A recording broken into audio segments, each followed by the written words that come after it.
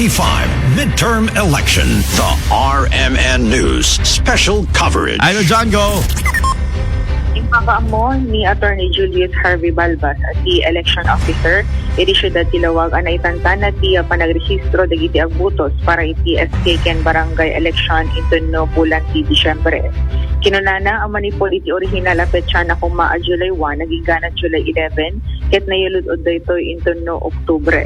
Imbatan na dahi tiket kalpasanan ti panakipasa ti may sapaglintigan ay dalaing kalabes ngem awan paya ti formal a resolusyon wenno abiso para iti panakasuspende iginadakamat nga eleksyon.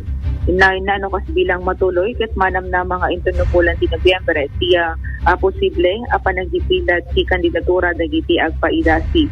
Ilawlawag na asaan met nga kurang ti oras na dagito no dagito ito ti masurot na mayor uray pailaeng dagiti sumaganad amandar. Nagintay man iti paset ti panagsarita na.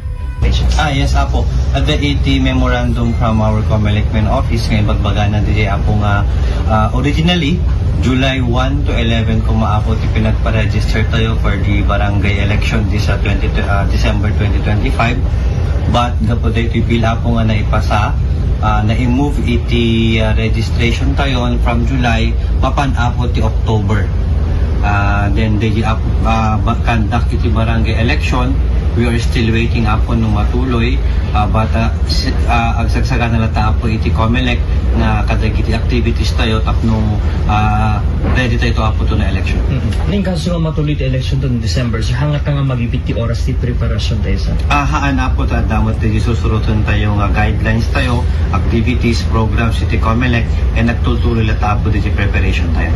So ang schedule mo pa sa filing the certificate of candidacy mo? By November apo or early last part iti October kita antay to apo no kasanong to ti pagtarayan na hopefully adanto na apo DJ Tiya paset, tiya panagsarita ni Attorney Julius Harvey Balbas at the election officer, iti syudad Tilawag.